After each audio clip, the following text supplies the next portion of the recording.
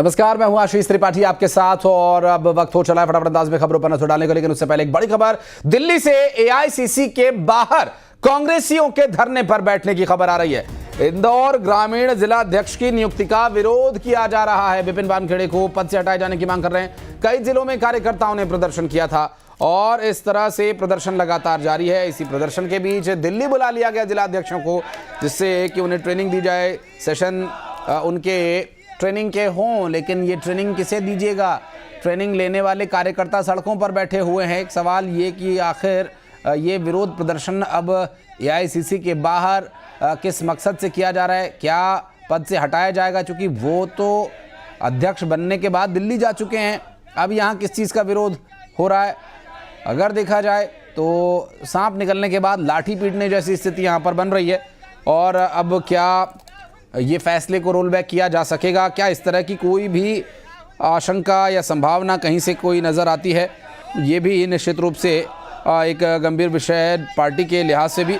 और अशरफ हमारे सहयोगी लगातार हमारे साथ मौजूद है, बात करेंगे उनसे। अशरफ, एक तरफ तो नए जिला अध्यक्षों की ट्रेनिंग चल रही है, उन्हें तैयार किया जा रहा है। एक तरह से अगर आम बोलचाल की भाषा में कहा जाए तो उन्हें मांझा जा रहा है ताकि वो अपनी चमक बिखेर सके। लेकिन ये ग्रहण भी लगा हुआ है उस चमक पर।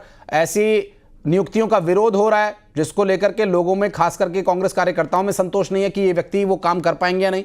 दूसरे व्यक्ति को बनाए जाने की मांग लेकर एआईसीसी के बाहर प्रदर्शन चल रहा है क्या?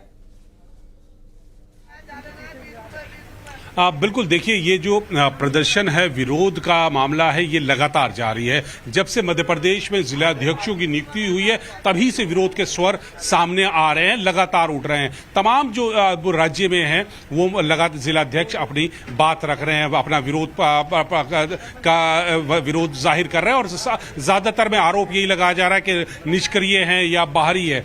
लेकिन अब ये कितना असर डालता है इसका थोड़ा सा इंतजार करना पड़ेगा, क्योंकि जो लोग यहाँ पर नियुक्त हुए हैं उनको भी कहीं ना कहीं जो राष्ट्रीय नेतृत्व है, प्रदेश का नेतृत्व है, उन्होंने परखा होगा।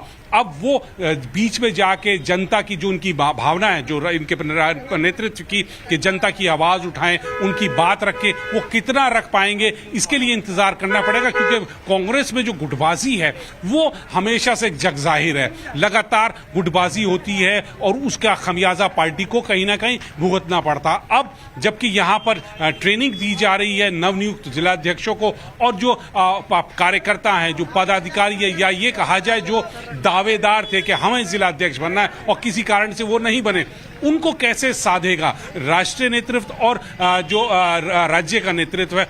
ये एक बड़ी टेढ़ी खीर है। लेकिन ये है, बात जरूर है कि कांग्रेस में जो सिर्फ फुटबॉल की स्थिति होती है वो हर बार सामने आती है, और जो उनका असली मकसद होता है वो कहीं ना कहीं इस तरह की आपसी गुटबाजी से डिरेल होता है। जी, स्वाभाविक है। और चूंकि जिस तरह की परिस्थितियां अभी बनी हुई हैं उसे देखते हुए कहा जा सकता है कि पहले ट्रेनिंग से इन कार्यकर्ताओं को यदि मना लिया जाता तो बेहतर स्थिति में कांग्रेस पार्टी अपनी बात रख पाती। बहरहाल, बहुत शुक्रिया आपका इस पूरे मामले पर जानकारी देने के लिए अशरफ।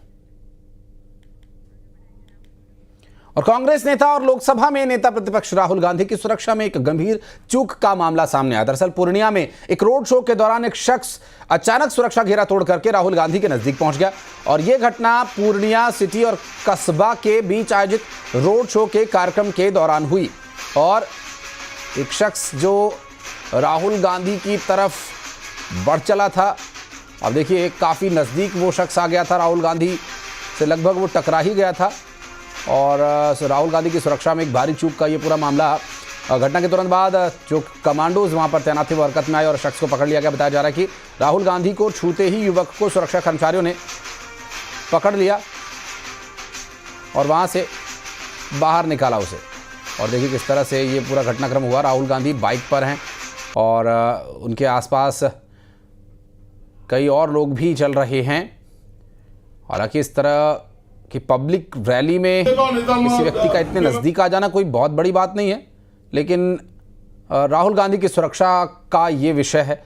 और राहुल गांधी देश के बड़े नेता हैं और नेता प्रतिपक्ष हैं, और ऐसे में राहुल गांधी की रैली के दौरान यदि कोई व्यक्ति इस तरह से उनके नज़दीक आता है तो ये सुरक्षा का गंभीर मामला है।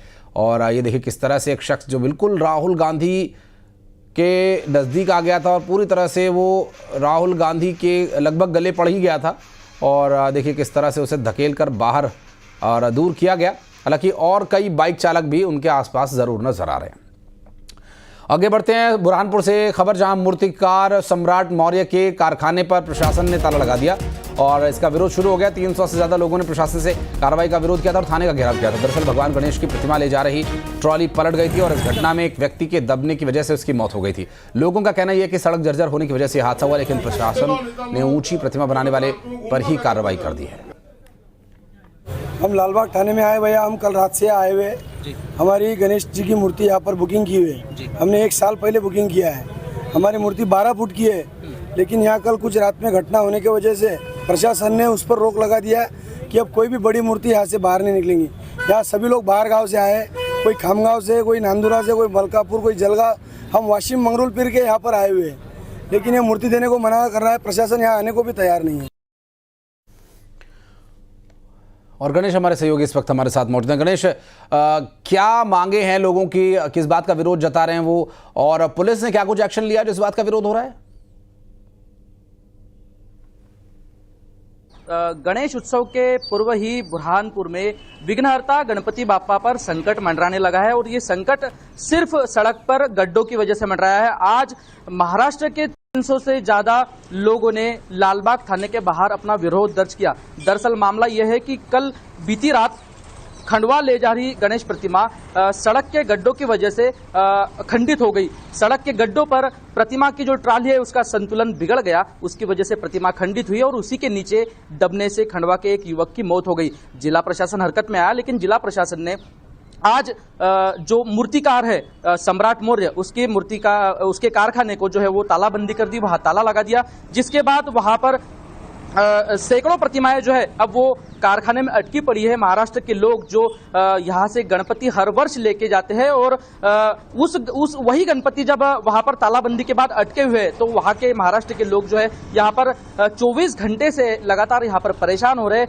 और उस कारखाने को खोलने की मांग कर रहे हैं, लेकिन प्रशासन जो है उनकी किसी भी तरह से सुनवाई नहीं कर रहा है। अब इस पूरे मामले में कांग्रेस ने भी हस्तक्षेप किया है। कांग्रेस ने जो है वो भाजपा सरकार पर निशाना साधा है, जिला प्रशासन पर निशाना साधा है। कांग्रेस का आरोप है, लोगों का आरोप है, महाराष्ट्र के लोगों का आरोप है कि सड़क के गड्ढों को भरने के बजाय प्रशासन जो है वो मूर्तिकार पर ठिकरा फोड़ रहा है। हमारे साथ यहाँ पर मौजूद है हिंदूवादी संगठन के लोग, जिनसे हम बात करेंगे। भैया, किस तरह से जो है यहाँ पर शासन प्रशासन की नाकामी सामने आ रही है, महाराष्ट्र के लोग परेशान हो रहे हैं, थाने के बाहर जो है विरोध दर्ज कर रहे हैं?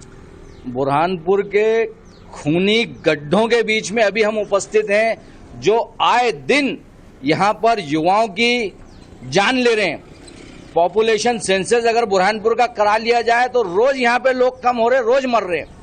अब ये जो गड्ढे हैं, खूनी गड्ढे, ये किसकी देन है? मुझे लगता है गैर इरादतन हत्या का मामला यहाँ के नेताओं पर चलना चाहिए। उसका कारण केवल और केवल एक है, जब ये।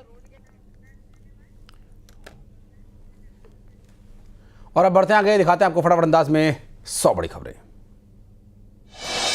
जशपुर में मूसलाधार बारिश के बीच सैकड़ों लोगों का प्रदर्शन।